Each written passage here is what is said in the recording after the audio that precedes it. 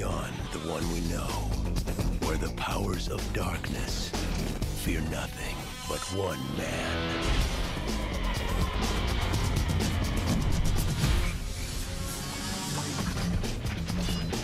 Stop!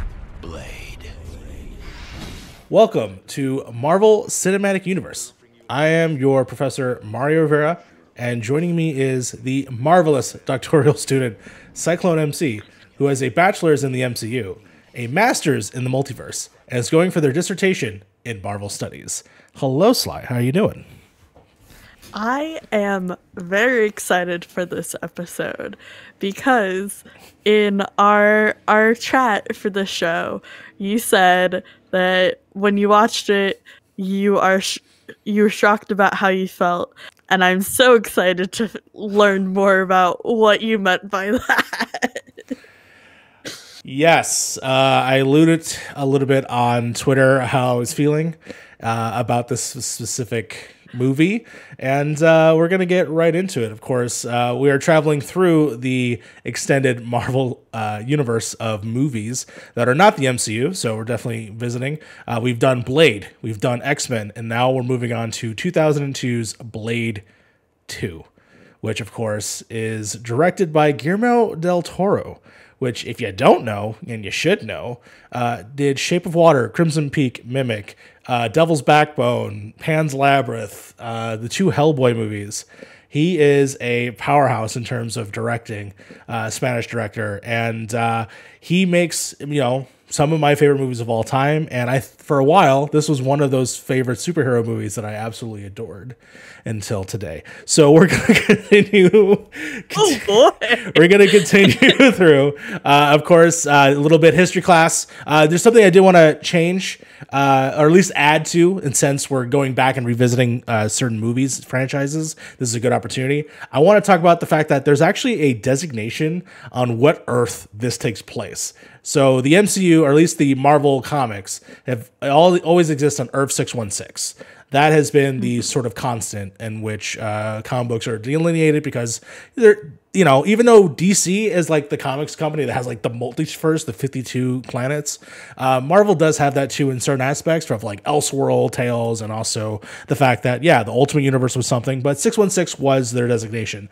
So Blade's universe, for the Blade Wesley Snipes universe, it is Earth 26320. So very original title. I just want to put that delineation out there, and then once we get to the X-Men movies again, we'll give out that title as well. Of course, again, this movie is written by David S. Goyer, who is continuing to write movies such as Batman Begins, partially The Dark Knight, and directed Blade Trinity, which we'll talk about in the future.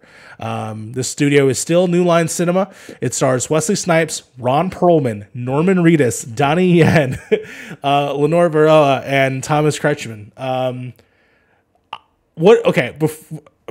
gotta ask you really quick, did you expect to have all these people in this movie? No, when the opening credits started and there's all of these big names that I'm like, wait, hold up a minute. This is the first movie where I found about Norman Reedus, and I enjoyed him as a character, as this scuddy person. So when I saw him become, like Daryl, for instance, I was like, oh my God, I haven't seen you since Blade 2. And now he is Norman Reedus as we know him today, which of course I still have his baby behind me. Of course, you can stream this actually on HBO Max right now. All three Blade films are there. And of course, if Sly, can you please tell us the plot? All right. It's a hefty one. Yeah. They got wordy with the sequels. All right. So the plot. A rare mutation has occurred within the vampire community, the Reaper. A vampire so consumed with an insatiable bloodlust that they prey on vampires as well as humans, transforming victims who are unlucky enough to survive into Reapers themselves. Now their quickly expanding population threatens the existence of vampires, and soon there won't be enough humans in the world to satisfy their bloodlust. Blade, Whistler, and an armory expert named Scud are curiously summoned by the Shadow Council, The council reluctantly admits that they are in a dire situation and they require Blade's assistance.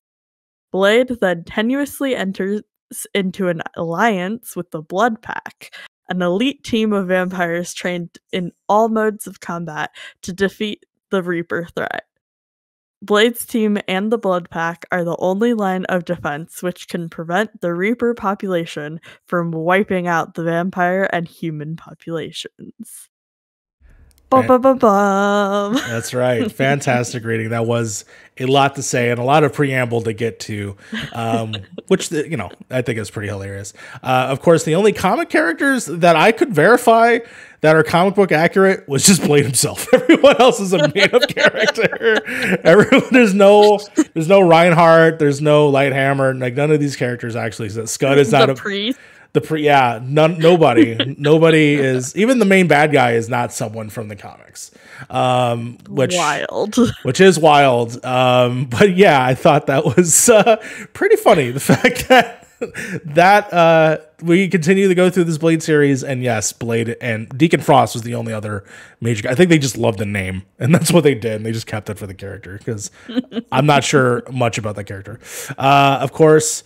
Now we're going to transition over to a sort of open discussion, a Stanley seminar, if you will, where we will openly talk about the film. And of course, Sly, what did you think of Blade 2?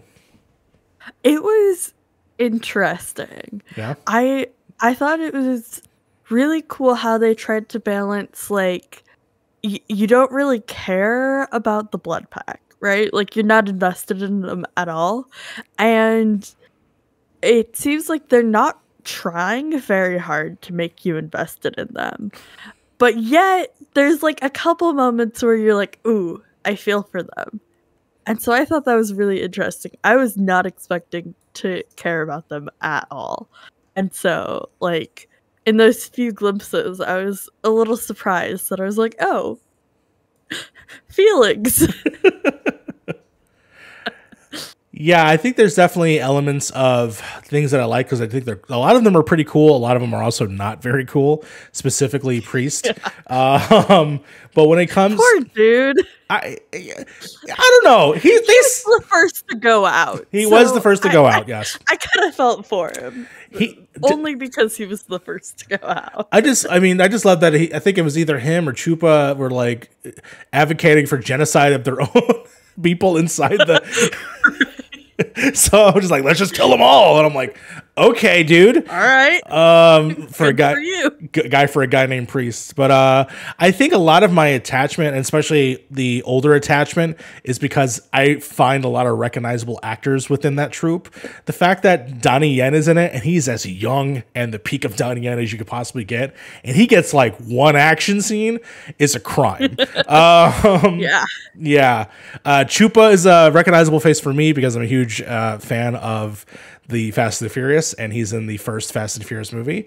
And then Priest is actually someone big too, which shocked me because I've seen him in a bunch of things. I can't think of it off the top of my head. Let me pull up the IMDb here and see if I can remember some of his films. But yeah, I think overall. Oh, and obviously Ron Perlman. Let's not overstate that. The fact that Ron Perlman is even in this movie is freaking awesome. But you're absolutely right. Like, they're introduced. They seem like really cool. They're trained not actually for the Reaper threat. They're trained to kill Blade. Yeah. And I don't know if they're any good at that job because they're not good at fighting Reapers. And I understand that the Reapers. It doesn't seem like they did very well against Blade either. No, not at all.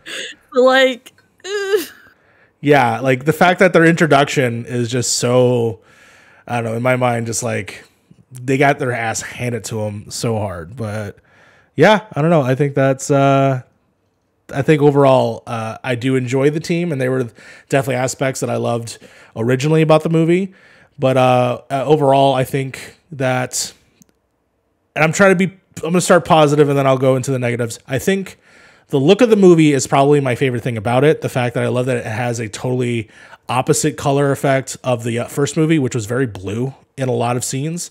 This one's extremely yellow and like sort of that sickly color. And I think that gives it an identity. And that's why I've thought about it for all this time. And also, yeah, go ahead. on the like look of it, Yeah. they changed the animation for when the vampires die, and Yep. it's much more sparky and Yep. like explosive.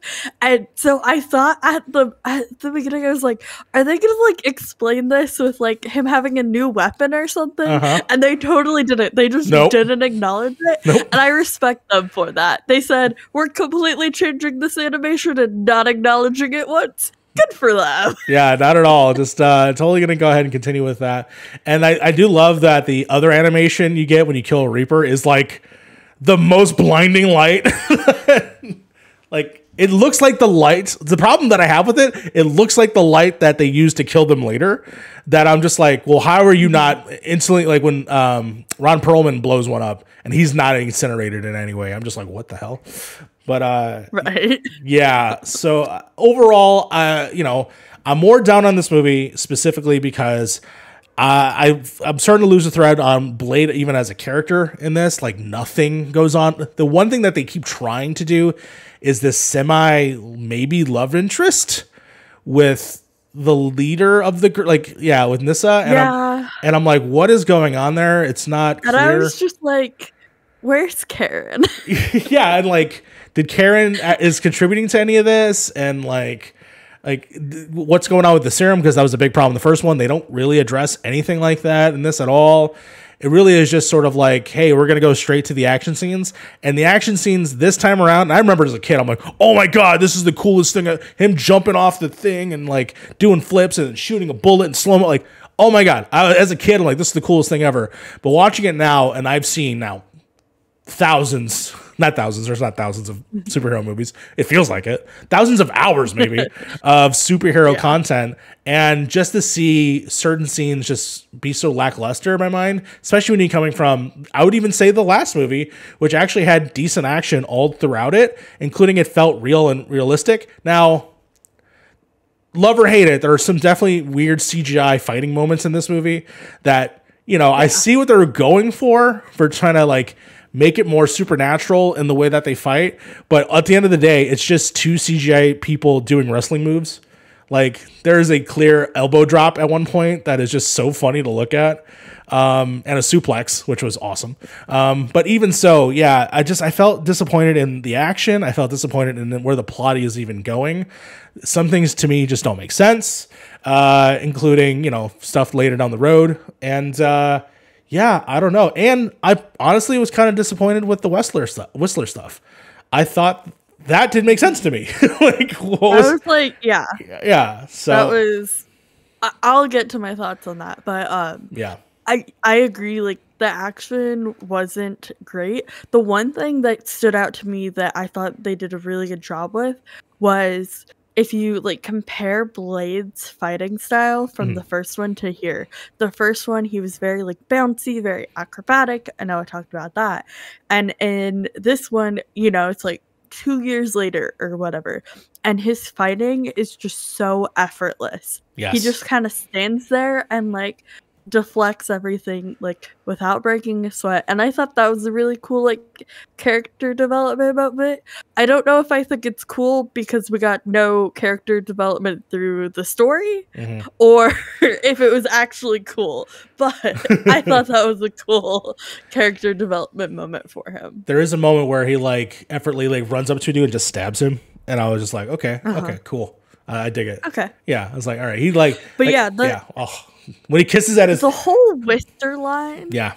What like I was so confused because like what was the point of that? Like, yeah, I get that you wanted to like give him time like searching for Whistler or whatever, but then he's just like fine, like he was just in the like tube, and then he was just fine, like that was it. I was like, that felt so anticlimactic to me. Yeah, I don't understand. So did they reverse? From my understanding of the universe, and this is all coming from stuff they established in the first one, is you get bitten, you turn into a vampire. It sounded like he was bitten, and he was going to turn. That's why you wanted Blade to shoot him in the first place. He shoots himself, I assume, in the head, and he's still somehow alive. And they said that they like kept feeding him or something like that. They said that he shot himself and then he turned. Yeah. I remember that in the dialogue, and I was like, okay. All right. I guess. Then they tortured you and then kept you on stasis, and now you're not a vampire? Because Okay. And the reason why he's not a vampire is because later they test these bombs to like see if they work, and it goes off in front of him and Scud, and he's totally fine. So he is not a vampire. So that's why I'm just like, what the fuck is even happening? And then like them trying to tease that like maybe he's turned in some way, and I'm like, okay, he's not a vampire. He's fucking not gonna be a familiar. I mean, did you hear what he did to his family? Like, what? I don't understand what the logic here. He's clearly the same person. So yeah, that whole thing like completely falls apart for me on this watch around, which I've seen this movie a bunch of times, and I'm just like totally like put off on it, because watching the first one was like, even though you do not get a lot of time with Whistler at all, you do feel the impact of what happens in that final scene of his. And I think that they did a good job of closing that off. And then Blade is now on his own, or he finds someone new like Scud, which I want to talk about Scud. It just to me fell completely flat watching it in 2020, which is a bummer to me. But let's talk about Scud. God, man, oh man. My first note is, who's the new kid? It's like, who's this fucker? All right. Did you immediately notice it was Norman Reedus, or? It took me a second. That's I was awesome. like, who is that? Oh, okay. What kind of name is Scud? All right. And then it was, wait. Yeah. Is that? That's awesome. It is? All right. Yeah. Does not age today. He looks exactly the same. He still looks like he's scuzzy as hell. Which, of course, Scud comes from. His name is Joshua Scudmeyer. And so they just call him Scud. So they're like, all right, cool. That's a name. I do. I should have gone back and rewatched it. But at the end, when Blade like makes the comment about like he known since he had turned, I was like, when did he turn? I did not pick up that at all. When did that happen? What am I missing here? Yeah, I was looking for that too, because I mean, like I said, I've seen the movie a bunch of times, so I know what happens. And so I'm like, where is the moment that he like sort of like, other than he's constantly like, we should watch out for Whistler. But other than that, it's just like, okay.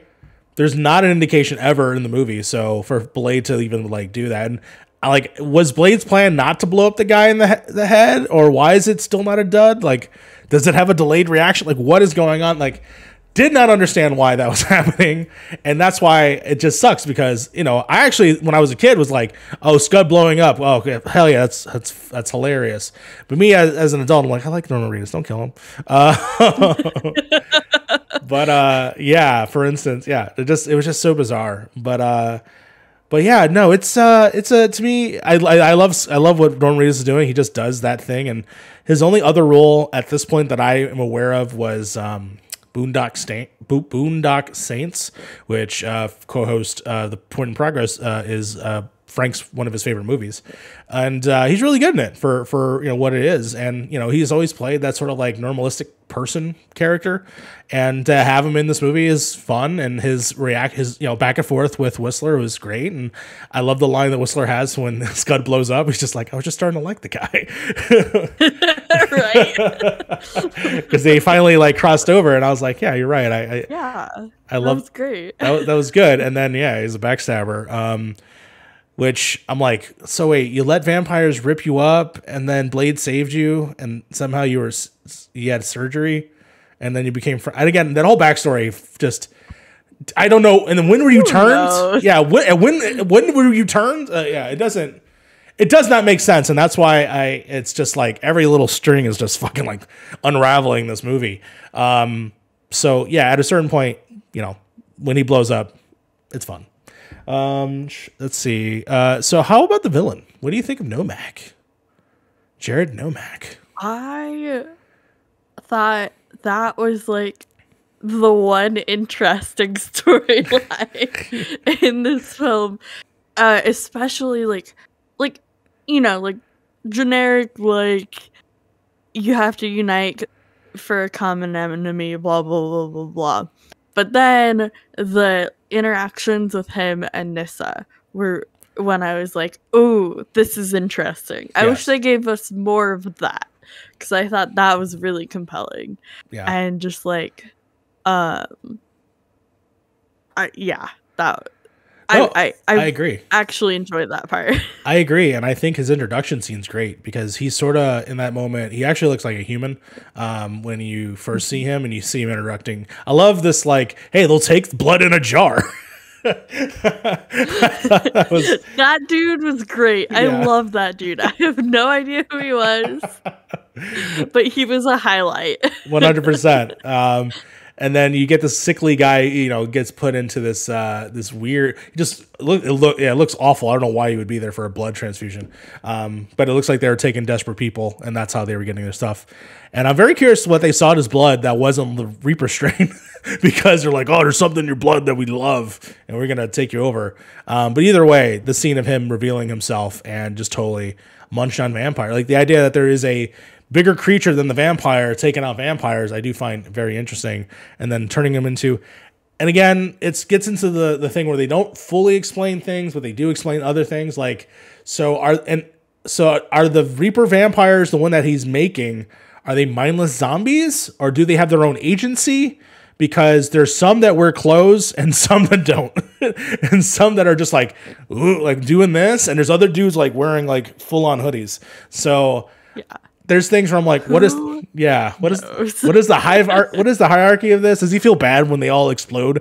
The other scene that I noticed was he's running into at the very end. He's running in and killing all the vampires. Is he not turning them into Reapers that he murders? He murders like a whole group of them at a certain point. Yeah. Well, if you refer back to the plot I read, if they survived, they turned. Interesting. So it seems like it's easier for him to kill them than to turn them. Okay, got it. But I didn't get that until I was actively reading the plot. Yeah, because I'm like, wait a minute. If they're all bitten by him, because he does say when he bites his father, at least he's like, I don't even. I forget what the line was, but it was just like, I will not subject you to this. You will die, whatever. Yeah. And I was like, okay, that makes sense. Maybe he didn't use the tentacles in his mouth to chew off his chest, whatever. But, whatever they describe it. I do love the design of the creatures. The fact that the way that they open up is the mandible jaw thing. I think that looked really cool. The fact that they're harder, all the major things don't kill them except for sunlight, and that is their one defect, which is or that one angle the for one the heart. Yeah, because their chest cavity was fucking strong. That is also really funny. And by the way, R.I.P. The sword. I love that sword. In fact, I hate that it broke, but it was of course used to take him out at the end. But I don't know, that moment where he gets stabbed and then he's like, it hurts no more, and then just kills himself. I was like, oh, my heart. He is my favorite character of the movie. I like him more than Blade, which is fucked up. I think my favorite character is for sure Nessa. And is that she's because so good she's too. super hot? Yes. Probably. 80% of it's because she's super hot. She almost has no lines, which sucks. But she just has a presence to her, and she just has that look. And I'm like, yeah, I can see her and Blade mixing it up, even though she's his enemy. It's like, I don't know. I thought that was funny, and I don't recognize her from any other movie other than this. This is the only movie that I believe I've seen her in, and she definitely leaves a mark in my mind, because I constantly think about Nessa as probably, if we're gonna rank the love interest in these silly ass movies, she's probably the best out of any of them. So definitely shout out to her. I'm trying to look at other movies. I love Karen. I love her so much, but she deserves so much better. 1000% deserves so much better. Especially since we see her last boyfriend and he was a dork. Yeah. Yes. Of course, Whistler is back. I'm glad we got more Whistler. I do find that the dialogue, especially when people make comments about him, my major problem is the dialogue in a lot of this movie. Even from Blade, there's one point where Scud's like, they're telling Scud to open something up, and Blade says something to him, and I'm like, all right, maybe when I was a kid, I was like, that's hilarious. But as an adult, I'm like, that's just rude. It's just mean. Why would you do that? And that's why I'm just like, a lot of this just does not carry on the way that I thought. And I there's a line that Ron Perlman gives, and I don't understand the joke. And I'm like, is it a racist joke? Like, I couldn't tell. It's the joke where he's like, hey, the blood pack wants to know, do you blush? And I don't understand that joke. Yeah, I thought that was racist. I'm like, is this a racist joke? Like, I don't understand it. Like, you're a multicultural group. What the fuck are you talking about? I got. Yeah. Yeah. You have an Irish. Yeah, you have an Irishman, like a Japanese. Like, what are you doing? Like, what's? Yeah, all right. Like, I don't get that joke at all, and it just falls completely flat to me. So that is a bummer. But I will say the one thing that like really intrigued me about this movie is it was the first time I really thought about the fact that the vampires were speaking a different language. Oh yeah. Because it's like it's set in like Trek. Yes. The Trek Republic, right? And so when they were talking, I was like, like this sounds Slavic. Like it sounds like, I don't know Czech, but I know a little Russian. Yeah. So like it sounds kind of Slavic. And then I was like, wait, is this the vampire language? Like, what is the vampire language? Apparently the vampire language is a mix of Czech, Russian, and German. Oh, interesting. So the only word I recognized was da. DA, and I was like, Dad, okay, I recognize that. I'm like, is that Russian? Like, yeah, that's interesting, and it's funny you bring that up. In Russian is yes. I'm glad you brought up the language, because this was a thing I forgot to bring up in our other Blade episode, because seemingly everyone knows that. And again, I don't know how old most of the vampires are in the movie. It does sound like some of them are turned vampires, like Deacon Frost is not an original vampire. I don't know how old he is. He's clearly older since the 70s, because he made Blade as a baby. But yeah, they all seem to know this language. So did they all come from like that area and then came to America? Like, how does it work? And again, this is part of the general lore that you just get a glimpse of. And, you know, I mean, at least in this movie, they acknowledge that even Blade doesn't know everything. And even Blade's like, hey, we get some inside knowledge of their world. And that's why the whole point of them going into that base, which was a dope ass building, by the way. I hope it's a real building. Oh, yeah. All of the like architecture, all of the structures were so cool, especially in like Prague. Like, I love that building style. Yeah, for sure. So that's what I thought was actually interesting. And one area I do want to talk about, of course, is a big set piece of the movie is the House of Pain, which was awesome, because give me more raves, you know? Honestly, the rave scenes have been my highlights of the Blade movies so far. Like, they're just so good. Yeah, they're so good. I love seeing like what people think of EDM dancing is at that time, because if you look in the crowd, there's always one girl in the crowd that, like, when they peel back, and I'm going to show footage of this in the video, but you peel back and then basically she's just like just doing this, and I notice it every time. So high. Yeah, just everyone's so high out of their minds. On that note, well, there was one scene of somebody who's like doing coke, but it was like, was it like, oh my god, laced? Yes, it was. It was coke? First of all, not only that, there was blood laced coke, but there was blood jello. I did not see the blood jello. The older vampire, Demetrius, is eating jello, and he's eating it's clearly blood jello. It's so funny. It's just so, I love they're like, okay, what is the alternative blood uses that we can do? And one of them is blood coke and blood jello. So I'm coming back. This movie's good. It's I brought you back around. It's running me back. Oh boy. Is there anything that we could compare this to the MCU? I mean, obviously right now still the Blade does not exist in the MCU. However, apparently there was a leak on MCU India or something where they released the release date. So we're getting it supposedly next year. I don't believe it, but wild. Yeah. All right. We'll see. We'll see, but I doubt it. But yeah, that's in terms of like a comparison to right now, like in terms of I don't know. This is gonna sound bad because I know you like this movie. In terms of set pieces, it felt very set like and framing to me in terms of Thor 1, where it clearly is just sort of like take offense to that. It's just like, okay, we have this piece, and this piece, and that's the movie. And I feel like Thor has that too, where it's very much like, here's the throne room, here is Middletown, New Mexico, here's the shield base, and then we're back at the throne. I don't know. It just felt very like here. And that's very much this movie. It's like we're going here, then we're going here, then we're going here, and then we're done. And that's how I felt about it. But other than that, I don't know.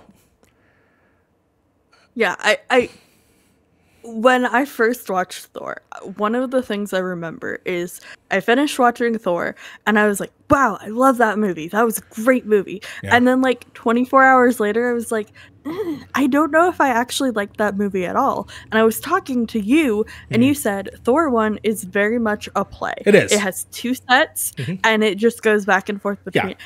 And I went, oh my god, it's written like a play. Yeah. I love it. And so now Thor 1's one of my well, that's directed by Kenneth Branagh, who's famously like a Hamlet like actor and stuff like that. So it makes total sense. And honestly, Thor is a better movie than this. I'm sorry. Thor is a better movie than Blade 2. Yeah. It hurts me to say that. It hurts. I get what you're saying, where like it feels very much like the same like set. Like design where there's like 3 or 4 sets and that's just all you get. Yeah. But I think it's not written like a play, and that's where my disconnect is. I agree. It doesn't. Yeah. It doesn't have that structure that makes it feel like a play to me. But yeah, I get what you're saying. Like you're given like 4 locations and then that's all you see, and yeah, it's like the workshop, the blood bank, and the rave and the sewers, and that's it. That's all you see. That's all you see. At least, I don't know, for some reason it just felt Blade, and you could kind of maybe say that about Blade 1, but it just didn't operate like that. Like, I felt like there was a world that they exist in, and this one I don't feel like they exist in a world. They exist on sets. And that's what I think my problem is. You saw a lot more streets. Yes.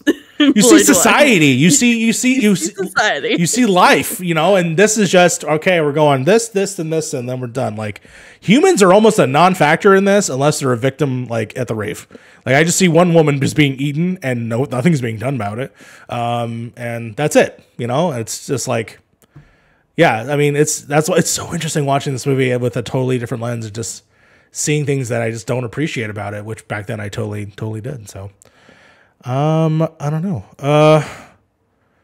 I'm going to hold off this question until the end of the episode, because I think that'll be worth asking then.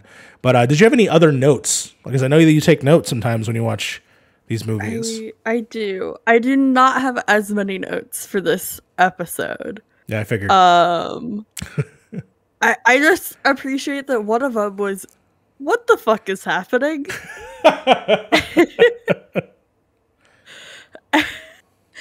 And yeah, I have RIP at least 3 times. And that's about it. I'll say I didn't. So growing up, I loved majority of the fight scenes. This time around, I didn't like the beginning as much. There was some cool stuff in there, but to me, it just wasn't working for some reason. And even the stuff at the House of Pain didn't really work for me. The only action scene that really worked for me was when Blade comes up out of the blood and just goes to town on everybody and just murders everyone. Like, that was like, okay, you're reminding me of Blade 1, and this is where I like about that. And the music choice is perfect, which we'll get into later. So yeah, I think that's pretty much sums up this seminar. We're going to move on to drama class now. This week, honestly, I didn't want to write any majority of the lines in this movie because I don't want to repeat them anymore. They're just not that memorable. However, there are certain things that I think are pretty funny, and I did want to at least talk about this one. Do you want to add one as well? Perfect, thank you. Did you want to do this first one, or would you want me to do this one? Oh no, you take this one. Okay, and I'm gonna try to do my best, Ron Perlman. All right. Well, like my daddy said right before he killed my mom, you want anything done right, you got to do it yourself. And that was great. I'm really so good. That was great. Ron Perlman. I love Ron Perlman. We didn't talk a lot about Ron Perlman, but he's great in this just because he's Ron Perlman and he's fucking awesome. And I love his guns. His guns were cool. And I love you, Ron Perlman. Okay, we're gonna do this. Do you want to be Scud or do you want to be Blade? I'll do Scud and Whistler. Okay. Go ahead. So, B-Man, what do you think? Sounds like a plan. What do you really think? They're gonna fuck us over the first chance they get. I love that interaction. That's so funny. They are. It's true. It's 100%. You got it. Yeah, you nailed it. He knew exactly what was going to happen, and they certainly did it. This is a great line. This is actually from Jared. Would you like to take this one? I want the next one. So okay. I want you to take this one. Okay. I'm going to try and do with the Get the growling. Yeah. So good. Blade is the enemy of my friend, or my enemy. The way he says it, I remember it. Like, I remember it. Yeah. That was one of the ones that I was like, I had to write down. Yeah. That was just so good. Yeah. It's a good addition to that quote, which I love. This is a great one, too. I love this quote, too. This is the one that, like, oh, my heart. One of the best endings of any superhero is this, and it's superficial reasons, but I love it.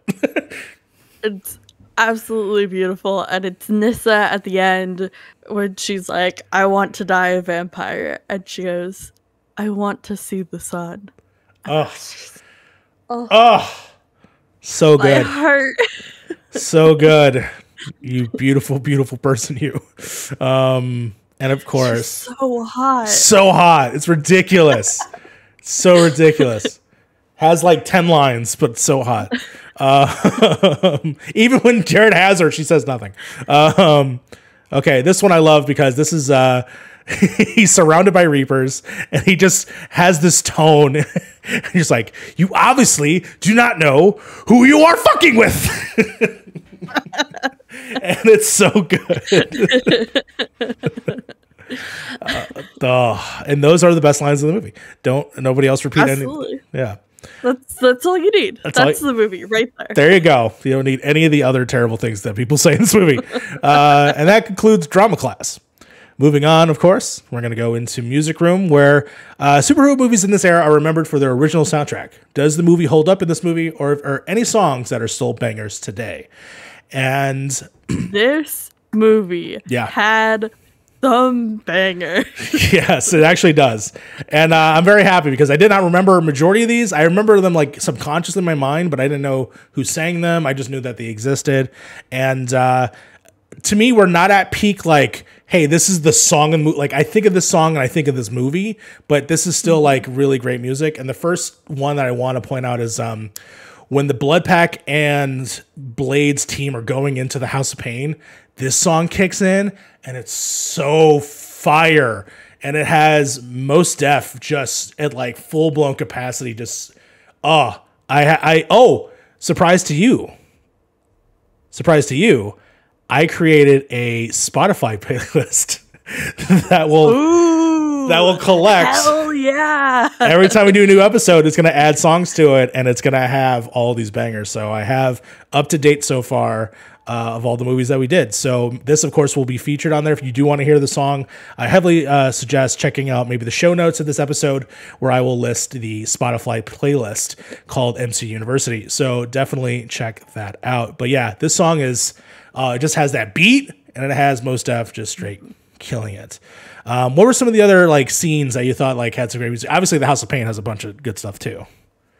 Yeah, all of the music in that I was just so like enamored with. Like as soon as they entered and Most Def starts playing, and I'm just like, wow, like we're in it. I'm feeling it. Yeah. And just like it carried that energy through the film. I thought all of the songs were bangers. Like Yeah, for sure, 100%. And then, of course, the song, and I sort of mentioned it earlier with the scene where Blake falls into the blood pit. Which, by the way, he comes out of the blood pit, and it's like Kool-Aid spilling off. It's not viscous blood. It's just Kool-Aid. And I'm like, okay, that's fine. all right. But then the Crystal Method's Name of the Game plays, and it's like, oh my god, it's just so good when he just starts whooping ass, and then that song kicks in. So. Definitely think that is still a banger, and great for an action scene. So I'm glad it's included in this movie. But I think that pretty much ends Music Room. We're going to move on to growing to be one of my favorite segments, because coming up with these questions is pretty hilarious. And I'm I'm looking excited. At these questions and I'm very scared. The internet's going to hate me for this one. Oh, not at all. Not at all. But this is a lot of it's because I want to trick you, and I think it's funny. So, quiz time. We're going to go ahead and answer some questions. They're a mixture of some you would see on a SAT quest. So, the actor who played Demaskinos, who was of course, the like OG vampire, like Nosferatu-looking one, has appeared as a character in the MCU before. The actor, of course. Which character did he play? And I'll give you a hint. He has maybe an equivalent of 2 minutes of screen time.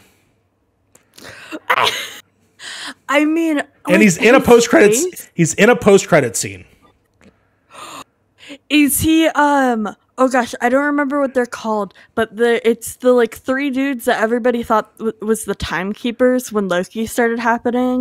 No, not one of those. No. Damn. I believe the scene is at the end of Winter Soldier. Oh gosh, I've only seen that movie once, because I know it's a lot of people's like favorite comfort movie, but it's too much trauma for me. I can't do it. So I've only seen it once. Poor Bucky. Okay, let me know when you want to pass, and then we'll go for it. But I'm passing. Okay. So he has appeared as another character. Obviously, in this movie, he's in full makeup, so you can't really recognize him. But he is Strucker, Baron von Strucker, in the MCU. Same actor. So I looked him up. I was like, hold on, let me see who this guy is. I want to know who was behind the mask. And I looked at his credits. I'm like, Age of Ultron. I'm like, oh, he's Strucker. Okay. So yes, he of course is the reason why the twins are who they are. So yes. Fuck that dude. Fuck that dude. He only had 2 minutes of screen time, so don't you worry. I think he had more screen time on Agents of S.H.I.E.L.D., which I think he was on there for a bit. Yeah, I think so. Yes. I remember Strucker. I don't remember him from Winter Soldier, I don't think. It's because it's in the post credits. That's when you see you see Scarlet Witch and the twins. Yeah. In Age of Ultron, he has one scene where he abandons ship and just gets beat up. But yes. Okay. So the next question: a Spider-Man villain was considered to be the main bad guy for this movie. True or false? Bonus question: who was it? Now I'll tell you what. The reason why he was not is because Spider-Man is a Sony character and New Line Cinema doesn't have the rights. So that's why. But who do you think would be a prominent villain in a Blade movie that was a Spider-Man villain? I don't know.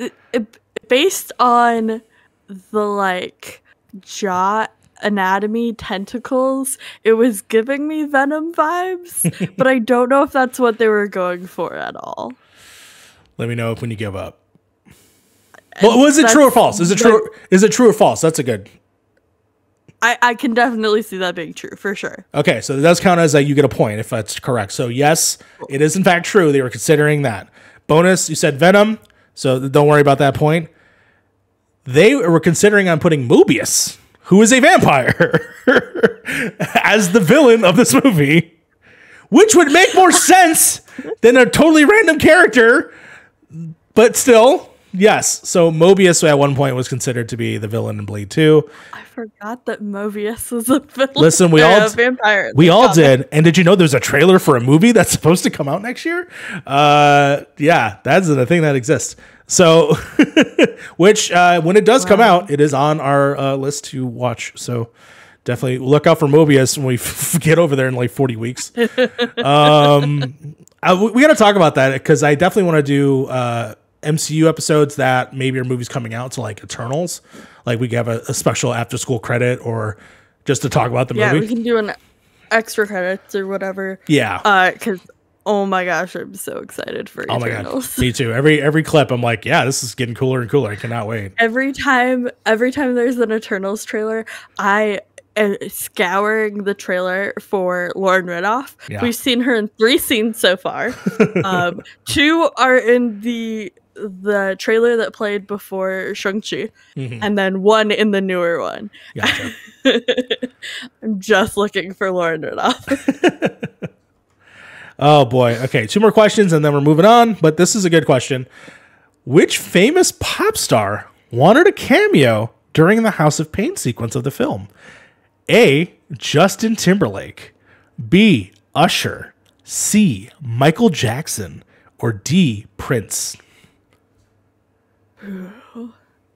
I have no idea. You don't have to, which is the best I'm part. just going with my gut. Okay. And I feel like Usher would fit. I would have loved to have seen Usher in this movie. That would have been great. Sadly, no. It is not Usher. It is not Justin Timberlake. It is not Prince. Michael Jackson wanted to be in this movie so badly. And they turned him down. They turned him down. America's living vampire. They turned him down. Oh wow. Yeah. I completely immediately dismissed him as a possibility.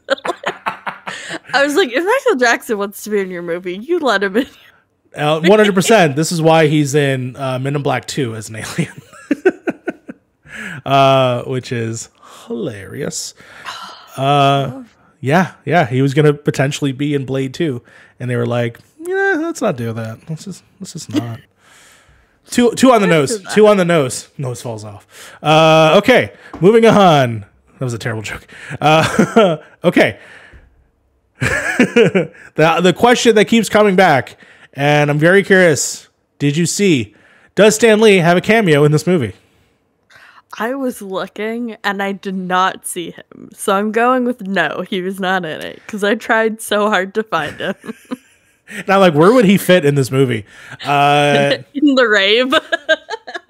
He's just one of the Reapers in the background. They've never put like prosthetics on him. That's sad. No, he is not in this movie. He, for some reason, continue his Blade streak of not being in any Blade films. So yes, he is not in this film. So you got a score of, let's see, we got 2 points. 2 points out of 4. Not bad. It's a good, it's a passing grade for some people. Technically 5. Technically 5. It was a bonus. Yeah.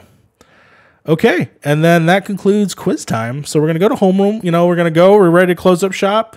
We're going to give our final thoughts on the movie. And I think the question that I hold off on saying up the top, of course, was, does this movie hold up? Is it still worth watching? What are your thoughts as somebody who watched it for the first time? I would say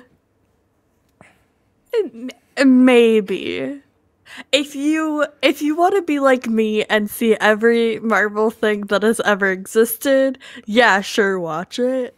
Would I recommend it? Probably not. I would definitely recommend Blade 1. I feel like I can say that strongly now. I don't think I would recommend Blade 2. Yeah, I used to say Blade 2 is the best in the series, and Blade 1 is following that up, and then Blade 3 is the distant third. But after re experiencing this movie and sort of seeing more faults than things that I loved about it, especially things that I used to love about it as, a child, I just think that a lot of it is like bravado for bravado's sake without any actual pathos or payment for it, much that I got in the first movie, which I thought was actually super solid. And this pains me because I love Guillermo del Toro. I've met him and I had a conversation with him. And this is one of the movies that I think I even said that I loved to his face. And I can't say that now. I just honestly watching this now, it's definitely lost a lot of its luster for me. And I think it's just, time is not elegant to most things. And so for this, I mean, honestly, if I had to say it, I honestly think you could skip the movie for the most part. It has some interesting things in it in terms of who is in it, but I think that's as far as it really extends. Like, I can't fully recommend any major thing. And maybe if you want to see it as an artifact on, like movie clips on YouTube, sure, check things out. But I couldn't recommend watching, because it's a 2-hour movie. Almost 2 hours. I just couldn't tell you to spend your time that way in the way that I did. I had a good time watching it. Don't get me wrong. I was remembering it, but at the same time, looking at it more critically, I just don't think I can recommend it this time. I'm glad I watched it. Like, I'm glad that we have this show that forces me to watch the things that I would never watch of my own volition. And so I'm happy that we're doing this, happy that I got to experience it, and now, know more about Blade and his appearances in films. And I'm glad I watched it, but I don't think I would recommend anybody else to watch it. I would say look up the cliff notes, look at all the pictures of Nessa being hot. Like, that's all you need to take from this movie. I think we are in absolute agreement on this film. I correct myself. Watch the opening scene in the blood bank. I thought that was really great.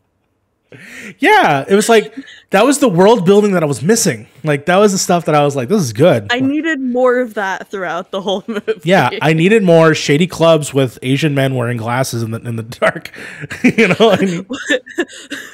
With scantily clad women on a boxing ring. Just more of that. That's all I'm saying. Okay, well, I think we can put Blade 2 to rest, and I think we can go home for the day. So if you can, Sly, tell where people find you on the internet. You can find me on the internet at SlycloneMC, and if you want to hear more about me talking about Marvel-related things, that's right, you can check out Dark Radio on Twitch and YouTube, and it will also be on TikTok. You can check out mine or producer Liz's TikToks. And I will be co-hosting the Hawkeye After Party in November. So I'm so excited for that. And I really hope all of you lovely folks join me over there. Fantastic. I can't wait for that to start. And yeah, I'm excited for Hawkeye. Yes, you can, of course, find me here at Point in Progress, where both of us are part of the main podcast, Point in Progress.